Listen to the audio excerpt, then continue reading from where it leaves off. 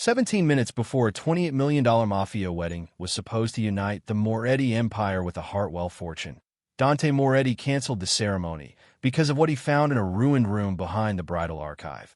His plus-size maid tied by the wrist to a rusted pipe, gagged with a strip of torn wedding silk, her bare feet hovering above a floor scattered with ripped vows and black wax. That morning, someone in the bridal suite had laughed at Clara Bellamy and said a woman her size should never stand close enough to stain the wedding photos. But now the same soft, heavy, white-skinned maid they treated like furniture was the only person in Ravenwood House who had seen something worth killing her for. Clara did not look fragile, even bound. Her wide hips strained against the narrow space. Her white blouse was pulled tight from the fight, and bruises darkened her knees, but she had angled her body with stubborn precision, pressing one foot against the old radiator to take the weight off her shoulders. It was not panic. It was survival. On the other side of the estate, 300 guests waited beneath white roses and bulletproof stained glass, while armed men pretended this was a wedding and not a treaty signed in silk. In the bridal chapel, Vivian Hartwell smiled beneath a veil bright enough to blind cameras. In the archive, Dante Moretti said nothing. He was a white Italian-American crime lord in a black suit, silent enough to make his own bodyguards stop breathing. Bloodlines, ports, judges, unions, and half the city's private security firms answered to his name. Yet for 3 full seconds he only stared at the maid no one had bothered to protect. Clara made a muffled sound behind the silk. Not a sob, a warning. Dante's eyes moved the way dangerous men counted rooms. Rope, radiator, overturned sewing basket, broken chair, torn hem, wax stain. Then he saw the copper thimble near Clara's foot, the old one she wore on a chain under her uniform, dented at the rim from years of mending linen no one thanked her for. It had not fallen randomly. It lay beside a spool of red thread, rolled in a straight line toward the velvet box on the table. Inside that box rested his father's obsidian raven cufflinks, the only piece of the old Moretti bloodline Dante had agreed to wear at the altar. One of his men stepped forward with a blade to cut Clara down, but Dante lifted one hand and froze the room. Clara's eyes widened. She shook her head once, hard, telling him not yet, telling him the danger was not the rope. A man behind Dante shifted his weight too quickly.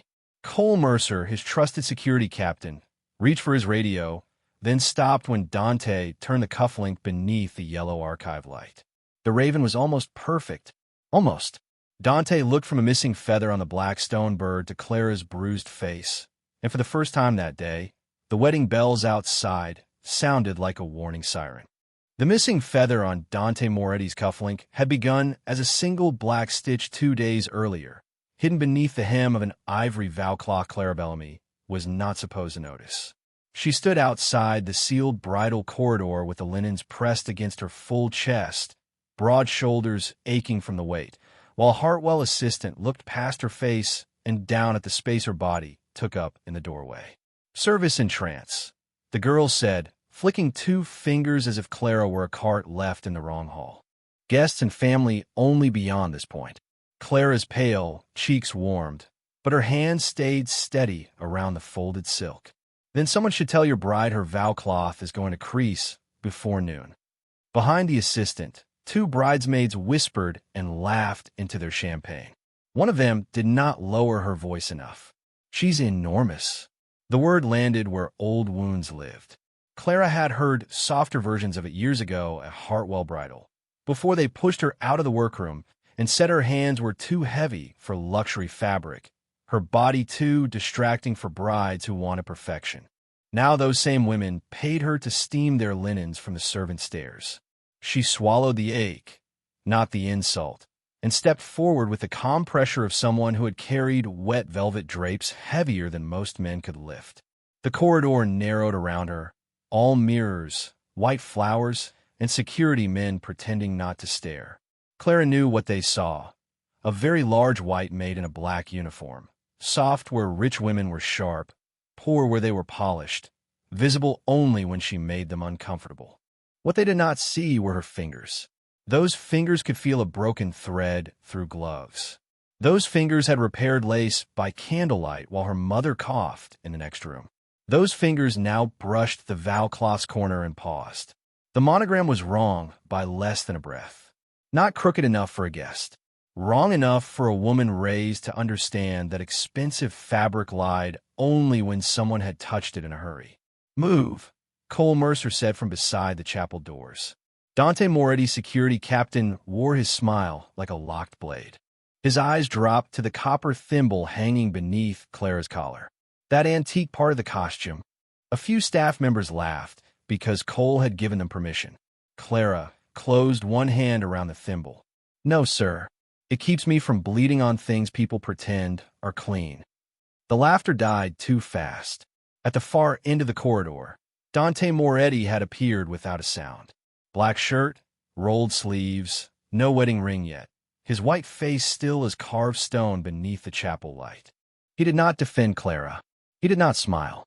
He simply watched the room rearrange itself around her discomfort.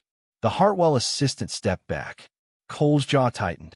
Clara lowered her gaze by instinct, then hated herself for giving the floor that victory. A footman she had never seen before passed behind Dante, carrying the velvet box for the obsidian raven cufflinks. Clara's eyes caught the mistake before her mind named it. The box was upside down, the latch facing the wrong palm, handled like decoration instead of bloodline. No trained houseman would carry a Moretti heirloom that way. Dante's hand paused on the chapel door. Clara looked from the box to the black stitch beneath the vow cloth. Cole asked, "Is there a problem?" Too quickly. Clara said nothing, but her thumb pressed once against the hidden seam, and Dante Moretti looked at her as if he had just realized the only person in Ravenwood House treated like furniture was the one listening to the walls. The moment Dante Moretti understood Clara Bellamy had been listening to the walls, the hallway seemed to lose its air. He did not raise his voice. He did not reach for a gun. He only looked once at the upside-down velvet cufflink box, and every armed man beneath the carved saints shifted as if an invisible wire had pulled them into formation. The Hartwell footman carrying the box stopped mid-step. Cole Mercer stopped smiling. Even the bridesmaids, glittering in pale champagne silk, lowered their eyes without knowing why. That was Dante's power. He did not ask rooms to obey him. Rooms remembered what happened when they did not. Clara stood in the center of that silence with the vow linens braced against her body, too large for the narrow corridor and too poor for the gold-framed world judging her. One bridesmaid slowly pulled her skirt away from Clara's hip as if proximity were a stain. Another whispered, "Why is she still here?" Clara heard it, felt the old heat climb her throat, and kept her chin level. Her arms ached from the weight of the folded cloth, but she did not let the stack dip. There was dignity in the way she held burden. There was strength in how little she asked the room to make space for her. Dante noticed that too.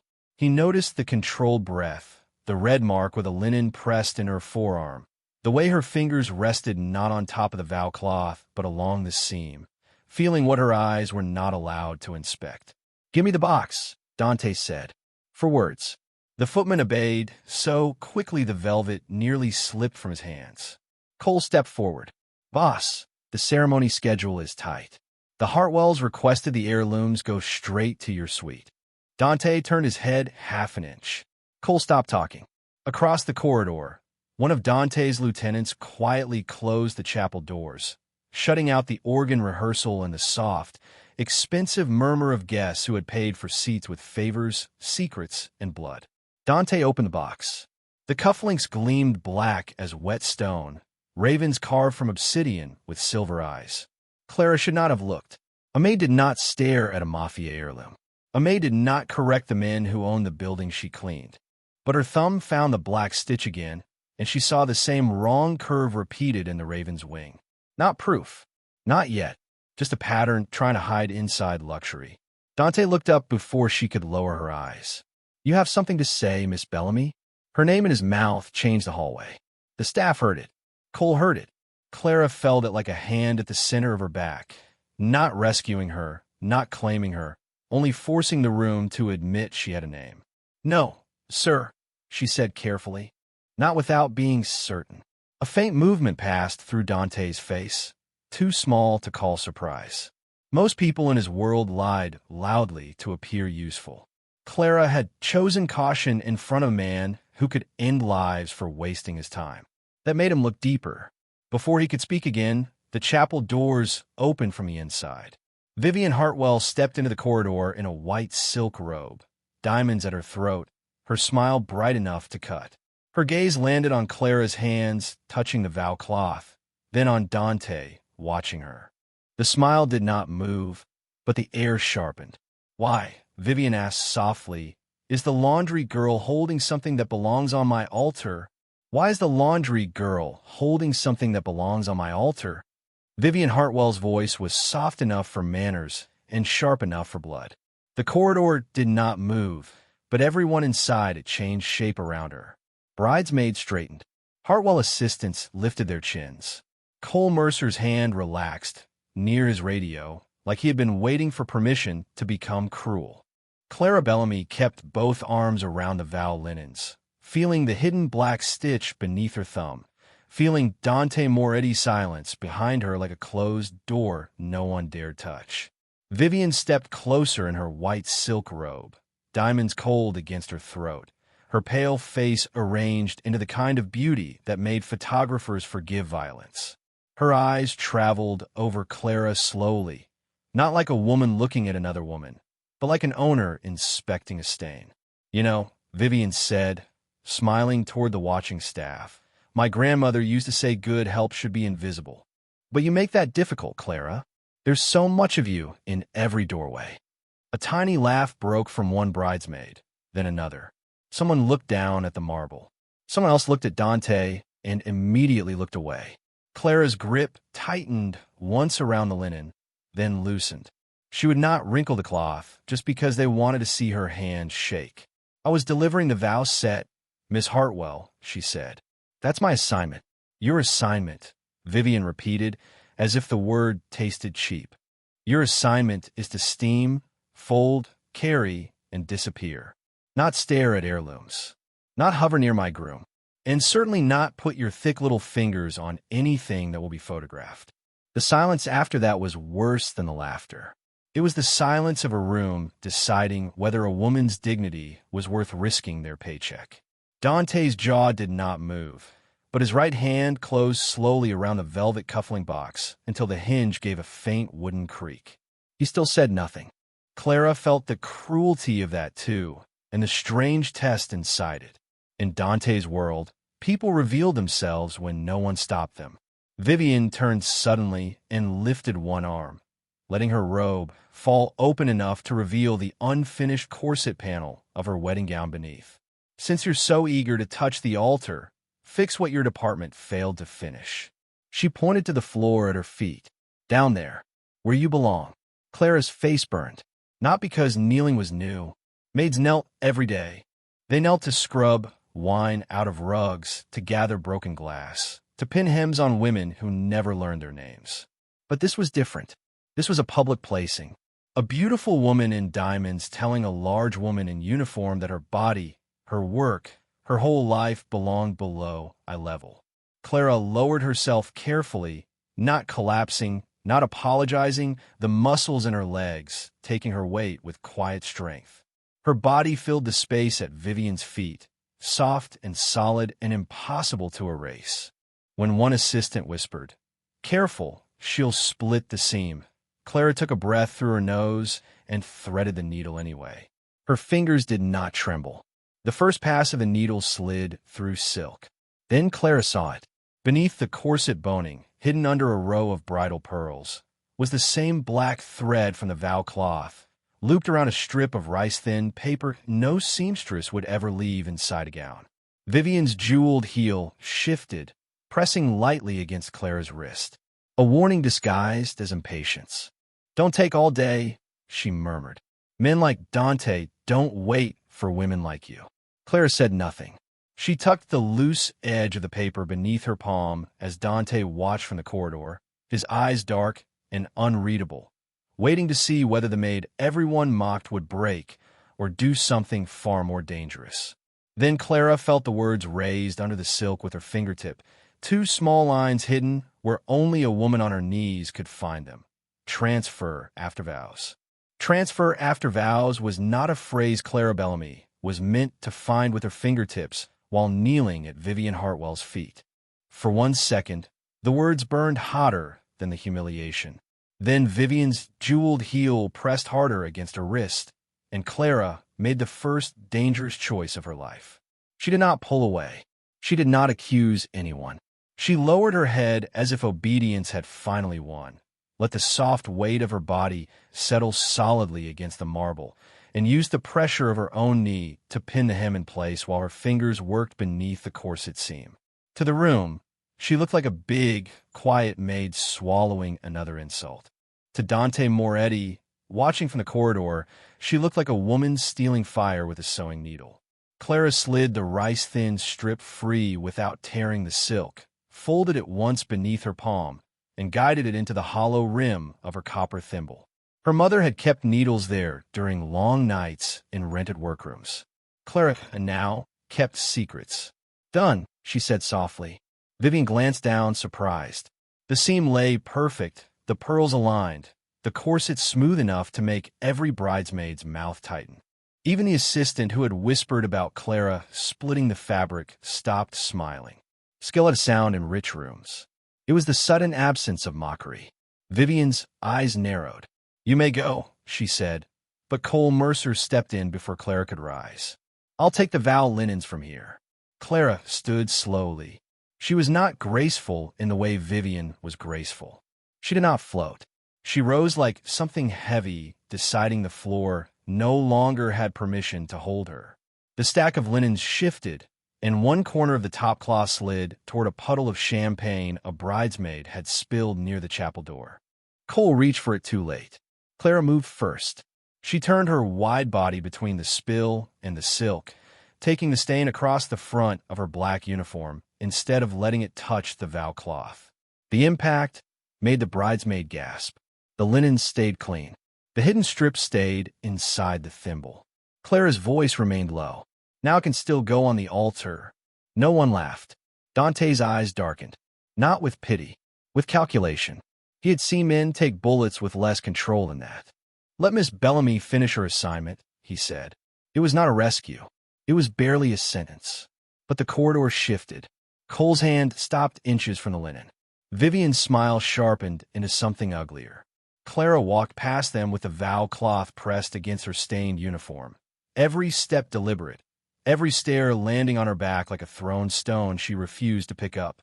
In the service alcove beside the chapel, she set the linens on the inspection table and opened the altar guest book waiting beneath them. The paper was wrong. The top pages were cream cotton, soft and expensive. The signature page underneath was thinner, colder, cut from legal bond and trimmed to look ceremonial. Clara's pulse climbed, but her hands did not shake.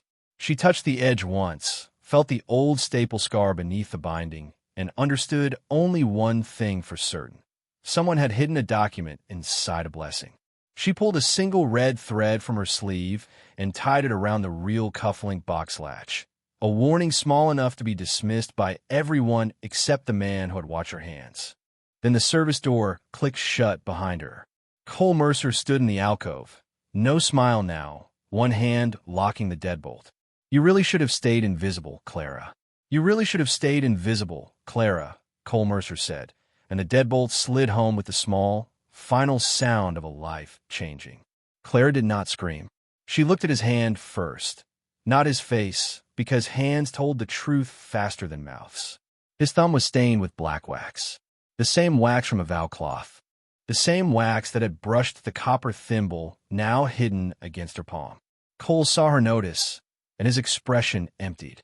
10 minutes later, Clara Bellamy was back in the ruined bridal archive from the forgotten side of Ravenwood House, wrist tied above her to a rusted pipe, mouth bound with torn wedding silk, her large white body forced into a narrow space built for discarded mannequins and broken dress forms. They had meant the position to shame her, to make her look helpless, too heavy for grace and too low for rescue. But Clara used the weight they mocked to survive it. She bent one knee against the old radiator, braced her bare foot hard, and shifted her hips until the rope pulled less on her shoulders. Pain flashed white behind her eyes. She swallowed it. Then she tipped the sewing basket with her heel and rolled the red thread toward the door. When Dante Moretti found her, he did not enter like a savior. He entered like judgment, learning patience. Cole was not behind him anymore. Two Moretti men were, and both stopped cold at the sight of Clara suspended in torn silk. Her stained black uniform stretched from the struggle, her cheeks wet not with surrender, but with fury she had refused to spend. Dante's face did not soften. That would have been too easy. It went still in a way that made every man in the room afraid to breathe. His eyes followed the thread, the overturned basket, the thimble near her foot, the velvet box on the table. Then he stepped close enough for Clara to smell smoke, leather, and the expensive soap of a man people killed for. He cut the gag first, not the ropes. A test. A cruel one, maybe, or a mafia one. Tell me what I'm looking at, he said. Clara's throat burned. Her first breath came rough, but her answer did not break. Not a missing cufflink. A rehearsal. One of Dante's bodyguards glanced at him, confused. Dante did not look away from her. Explain. Clara nodded toward the box. They copied your father's raven to see if anyone checked the details. They copied the vow cloth to see if anyone checked the seams. The real paper isn't in the chapel book because it's sacred. It's there because no one questions what a bride signs after vows. The room changed around her. Not loudly. Worse.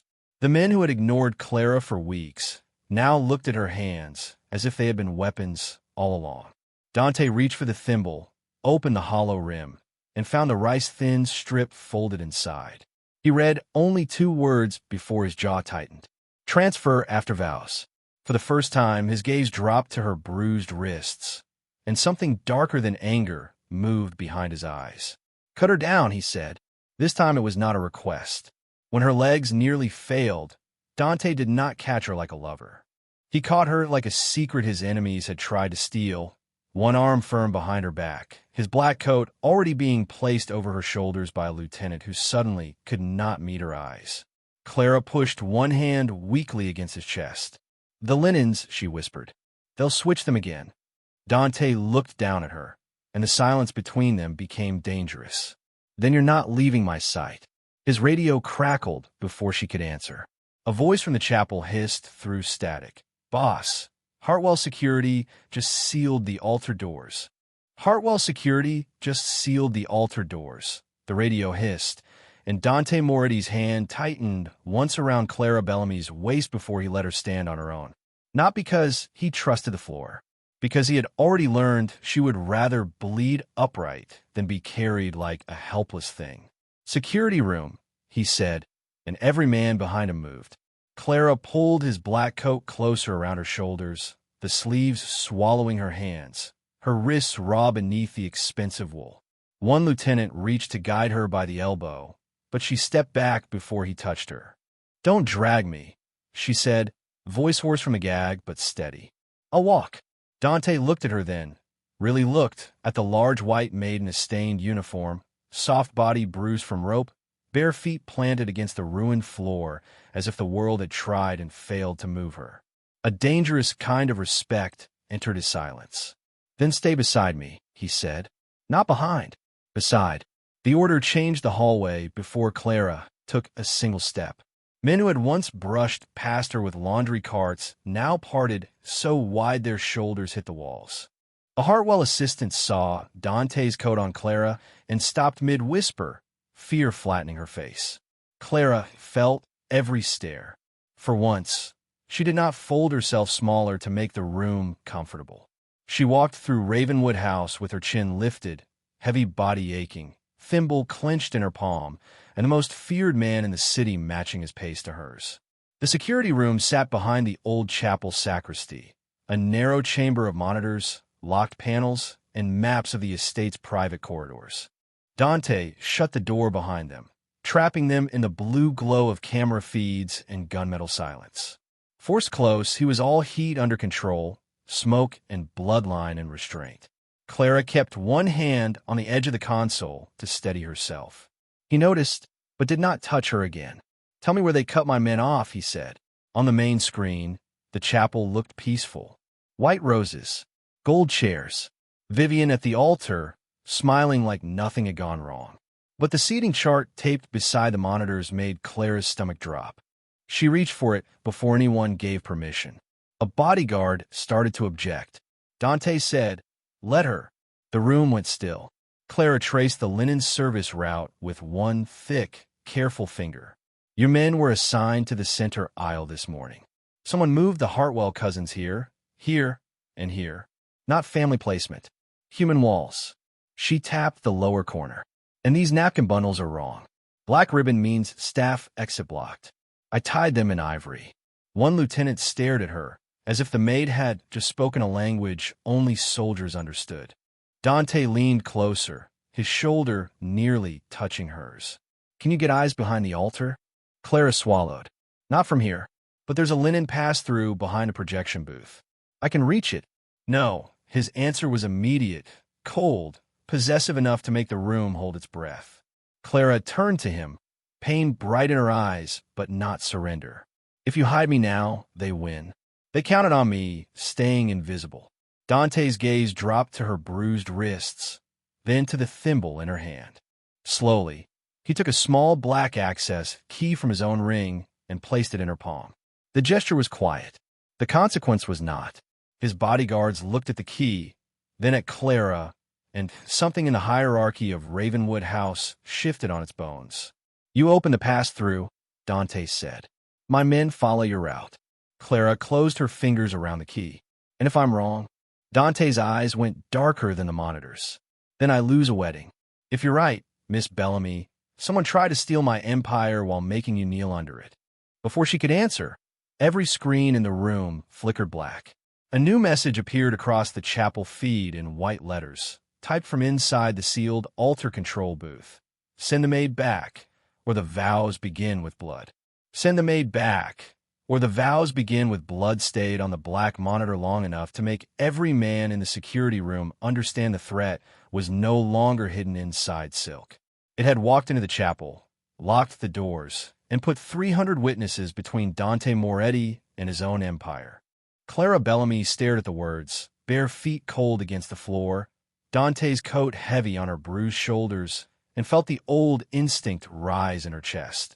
Disappear, survive, let powerful people destroy each other somewhere far away from her. Then she looked at the seating chart again and saw the black ribbon pattern she had tied in ivory that morning. "They're not just blocking exits," she said. "They're forcing everyone to face the altar." Dante turned to her. No one else spoke. "Why?" Clara's fingers closed around his access key. "Because they want the whole room watching when you sign." One of Dante's lieutenants swore under his breath, but Dante only looked at Clara, and the trust in that silence was more terrifying than any order. "Show us." The linen pass-through behind the sacristy was not built for gunmen in tailored suits. It was narrow, old, and half-jammed from years of moving altar cloths through a wall no guest would ever know existed. Clara reached it first. A bodyguard tried to take the key from her, but Dante's voice cut through the small room. "Her hand opens it." The man stepped back. Clara slid the black key into the lock, twisted, and shoved her shoulder into the warped panel. It did not move. Behind them, the chapel feed flickered back on. Vivian stood at the altar, veil lowered, smiling while Hartwell security lined the aisle with hands beneath jackets. A priest's voice trembled through the speaker, beginning the vows too early. Clara shoved again. Pain shot through her wrists. The panel groaned, but caught on the swollen frame. "Move," the lieutenant said, reaching past her. Clara planted her feet, wide and solid, the way she had stood against wet velvet drapes and laundry carts that weighed more than rich women ever imagined. "No," she breathed. "Push when I say." For once, no one laughed at the size of her body in a narrow space. They depended on it. Clara lowered her center of gravity, pressed her hip and shoulder into the panel, and used every pound they had mocked to hold the door from snapping shut, while two more Eddie men forced it open behind her. The passage gave with a crack. On the other side, the projection booth glowed red. Cole Mercer stood at the altar control console with a pistol low against his thigh, his back to them, his voice calm into a headset. Bring the document now. Clara saw the guest book on the lector below. She saw the wrong page already placed beneath the vow ribbon. She also saw the projection cable wrapped in black thread, hidden exactly where a careless man would think no maid would look. That's not decoration, she whispered. Dante's eyes moved to the cable. Clara opened her copper thimble, pulled out the rice-thin strip, and slid it beneath the projector glass with hands that had stopped shaking. The screen above the altar flickered. Vivian's smile faltered. The first image appeared huge over the white roses. The fake wedding trust, the Hartwell transfer clause, and Cole Mercer's signature beside the security override. The chapel went so silent, even the priest stopped breathing. Every guest turned. Every gun hand hesitated. Vivian looked up at her own betrayal in 40-foot light, then slowly turned toward the projection booth where Clara stood in Dante's black coat, bruised, barefoot, and impossible to erase. Cole raised his pistol, not at Dante, but at her. Cole Mercer raised his pistol at Clara Bellamy, and the first person in the projection booth to move was not Dante Moretti. It was Clara. She did not run. She did not drop the evidence. She stepped forward, barefoot and bruised in Dante's black coat, and pressed her copper thimble hard against the projector switch so the truth blazing above the altar could not disappear.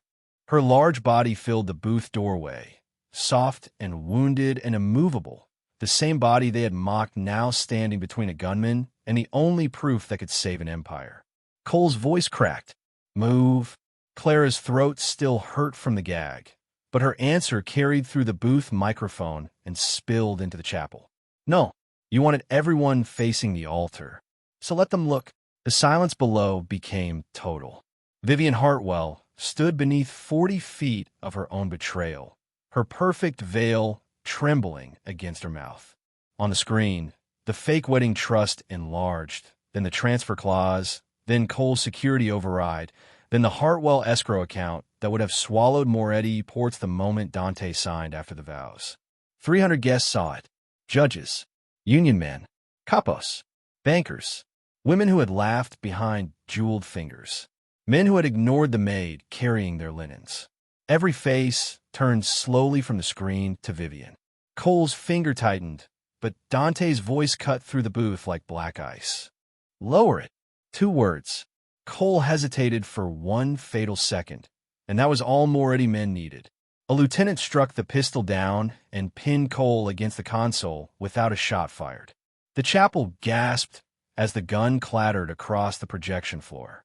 Clara did not move until Dante's hand closed over hers, not to pull her away, but to take the thimble and keep the projector running himself.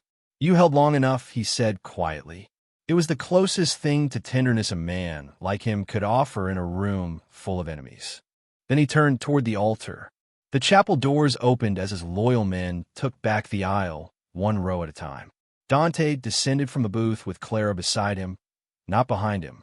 She walked slowly because her wrists throbbed and her knees ached, but she did not hide the bruises. Let them see, she thought. Let every person who once made space only for thin brides and powerful men watch a plus size may take back the room with bare feet and steady eyes. Vivian tried to smile when Dante reached the altar. It died before it formed. Dante, she whispered, this is not what it looks like.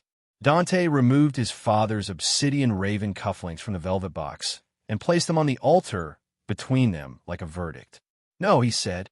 It is exactly what Clara Bellamy said it was. There will be no wedding, no alliance, and no Hartwell name tied to mine. Vivian's father stood, red-faced. You cannot humiliate my daughter in front of these families. Dante looked at him once.